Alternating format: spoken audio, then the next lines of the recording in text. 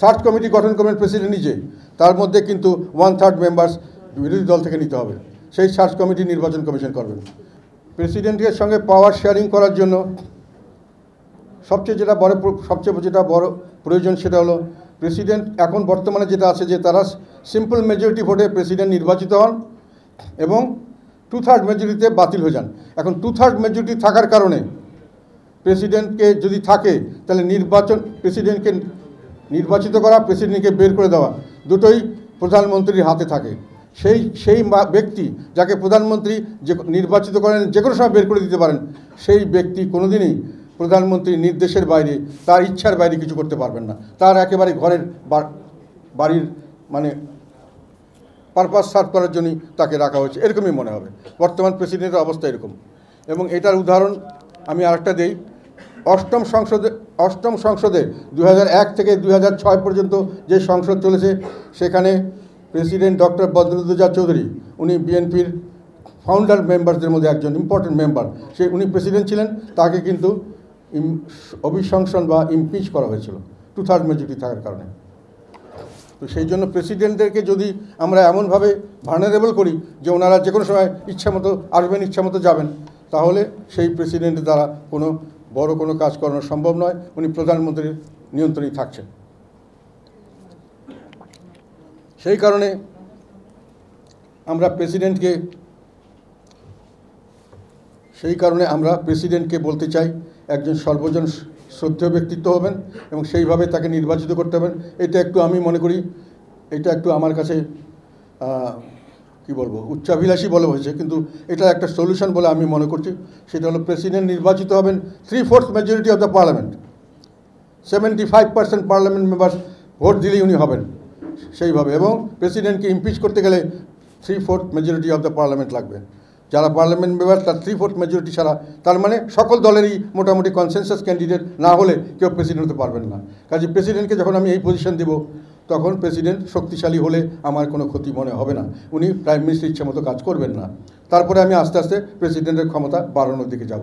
প্রথম কথা হলো, আমি যেটা এখানে বলতে চাই প্রথমেই, যে কেয়ারটেকার সরকারের প্রধান হিসেবে এখন চিফ জাস্টিসের কথা বলা আছে। 15th অ্যামেন্ডমেন্ট বাতিল হলে সেই চিফ জাস্টিসই আবার কেয়ারটেকার সরকারের প্রধান হওয়ার কথা। এটা নিয়ে কন্ট্রোভার্সি আছে। অনেক জাজরা মনে করেন, অনেক জুডিশিয়ারির অনেক সিনিয়র মানুষরা মতামত দিয়েছেন যে জুডিশিয়ারিকে পলিটিক্সের মধ্যে আনাটা ঠিক হচ্ছে না। Judiciary should be above everything, judiciary independence রাখতে হবে এবং তাদের সম্মান এবং পবিত্রতা রক্ষা করতে হবে। কাজে এখানে অন্য কাউকে দেওয়ার ব্যবস্থা করো। আমি এখানে প্রস্তাব করতে চাই এই প্রেসিডেন্টকে, যে 3/4 মেজরিটির প্রেসিডেন্ট, ওনাকে এই জায়গায় কেয়ারটেকার সরকারের প্রধান হিসাবে দায়িত্ব পালনের জন্য মনোনয়ন দেওয়া দিতে পারে। উনি কেয়ারটেকার সরকারের পরবর্তী সরকার আসবে, পরবর্তী সরকার গঠন করার পরে আবার প্রেসিডেন্টকে হবেন, আবার ঠিক হবে, অথবা উনাকে রাখতে চাইলে রাখবেন। দুইবারের বেশি উনি থাকতে পারবেন না। সেকেন্ড হলো, ওনার যে ক্ষমতার সবচেয়ে বড় সেটা হচ্ছে 48 আর্টিকেল 48-এর 3 নম্বরে বলা আছে উনি শুধু প্রধানমন্ত্রী নিয়োগ এবং চিফ জাস্টিস নিয়োগ ছাড়া আর সব ব্যাপারেই ওনাকে প্রধানমন্ত্রীর মতামত নিয়ে করতে হবে। কথা দেওয়ার জন্য সংবিধানে বলা আছে। এবং যেহেতু এখনকার বর্তমান পরিস্থিতিতে উনি যা বলবেন তাই করতে হবে, কাজে এর মাধ্যমে কিন্তু প্রধানমন্ত্রী হাইকোর্টকেও উনি কন্ট্রোল করতে পারেন, জুডিশিয়ারিকে, অন্যান্য কনস্টিটিউশনাল বডি সবগুলোকে প্রধানমন্ত্রীর কন্ট্রোলে আনা যায়। যেহেতু প্রেসিডেন্টের মাধ্যমে যেগুলো দেওয়া হচ্ছে, প্রেসিডেন্ট ওনার সঙ্গে কথা ছাড়া হাইকোর্টের কোনো জাজ নিয়োগ করতে পারবেন না, চিফ জাস্টিস নিয়োগ করতে পারবেন না, উনি কোনো দুর্নীতি দমন কমিশনের কাউকে নিয়োগ করতে পারবেন না, উনি কোনো নির্বাচন কমিশনার নিয়োগ করতে পারবেন না। সব করতে হবে প্রধানমন্ত্রীর নির্দেশে।